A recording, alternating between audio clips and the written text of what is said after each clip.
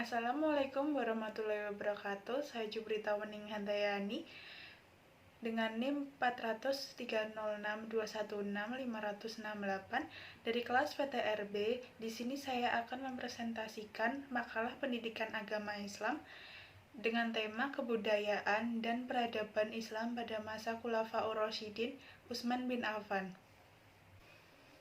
Pertama-tama, segala rasa puji syukur saya panjatkan bagi Allah Subhanahu wa Ta'ala karena anugerahnya yang melimpah dan kemurahannya yang besar. Akhirnya saya dapat menyelesaikan penyusunan makalah ini dan untuk memenuhi salah satu tugas mata kuliah pendidikan agama Islam. Sebelumnya, saya sampaikan ucapan terima kasih sedalam-dalamnya kepada Bapak Muhammad Dilia Ulami, SPDI, MPDI, selaku dosen mata kuliah pendidikan agama Islam yang telah memberikan bimbingannya. Lalu saya akan membacakan hasil makalah saya. Latar belakang. Islam merupakan agama yang diwahyukan kepada Nabi Muhammad SAW sehingga membawa bangsa Arab dari masa keterbelakangan, bodoh, dan lainnya menjadi bangsa yang maju dan terkenal sampai sekarang. Pada masa perkembangannya, Islam mengalami beberapa kali pergantian khalifah untuk meneruskan perjuangan menegakkan agama Allah. Meskipun ada beberapa tahapan pemerintah yang ada, Islam mengalami kemajuan dan juga mengalami kemunduran. Akan tetapi, hal ini tidak menyurutkan Islam berkembang dan dianut oleh banyak manusia di muka bumi ini. Setelah Nabi wafat, maka dakwah Islamiyah diteruskan oleh Khulafaur Rasyidin, yaitu sahabat-sahabat Nabi yang dipandang bijaksana, dapat memimpin jalannya pemerintahan, dan mampu memberikan pengarahan terhadap dakwah Islam, meneruskan dakwah Rasulullah untuk menyebarkan agama Allah. Kita masuk ke pembahasan. Khalifah Utsman bin Affan adalah sahabat Nabi Muhammad SAW yang merupakan Khulafaur Rasyidin yang ketiga. Beliau adalah seorang yang rupawan, lembut, mempunyai jenggot yang lebat, berpawakan sedang, mempunyai tulang persendian yang besar, berbahu bidang, berambut lebat, serta bentuk mulut yang bagus. Utsman adalah saudagar yang kaya tetapi dermawan. Beliau adalah seorang pedagang kain yang kaya raya.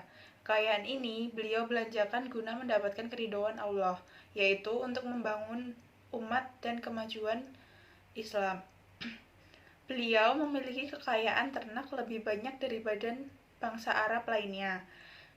Selain itu, Utsman memiliki sifat dan perangai yang sangat pemalu. Rasa malunya bertambah pada waktu ia melihat orang. Sifat malu tersebut membuat orang lain malu padanya. Kedua, proses pengangkatan Utsman bin Affan sebagai khalifah. Para sahabat terkemuka meminta Utsman agar menetapkan pengganti sebagai khalifah bila dia sudah meninggal. Akhirnya dibentuklah panitia 6. Mereka bersidang sesudah Umar wafat dan memiliki 3 pertimbangan. Dan pemilihan itu berlangsung pada bulan Zulhijjah tahun 23 Hijriah atau 644 Masehi dan dilantik pada awal Muharram 24 Hijriah atau 644 Masehi. Terpilihnya Utsman sebagai khalifah ternyata melahirkan perpecahan di kalangan pemerintahan Islam. Pangkal masalahnya sebenarnya berasal dari persaingan kesekutuan antara Bani Umayyah dengan Bani Hashim atau Alawiyah yang memang bersaing sejak zaman pra-Islam. Oleh karena itu, Utsman terpilih masyarakat menjadi 2 golongan, yaitu golongan pengikut Bani Umayyah, pendukung Utsman, dan golongan Bani Hashim, pendukung Ali. Perpecahan itu semakin memuncak di penghujung pemerintahan Utsman yang menjadi simbol perpecahan kelompok elit yang menyebabkan disintegritas masyarakat Islam pada masa berikutnya. Ketiga, wafatnya Utsman bin Affan. Para pemberontak mengepung rumah Utsman selama 40 hari. Dalam kejadian tersebut, salah seorang di antara mereka terkena panah yang datang dari kediaman khalifah. Detik-detik akhir telah datang. Para pengacau mulai mengerahkan daya dan upaya mereka untuk mencoba memasuki rumah Utsman bin Affan. Kemudian datanglah Sayyidah Nailah, istrinya. bermaksud untuk membelanya. Namun salah seorang pengacau datang kemudian masuk dan memukul Utsman bin Affan dengan pedangnya. Utsman bin Affan kemudian terbunuh pada hari Jumat tanggal 18 Dzulhijjah dalam usia sekitar 82 tahun. Ia dikubur di perkuburan Baqi.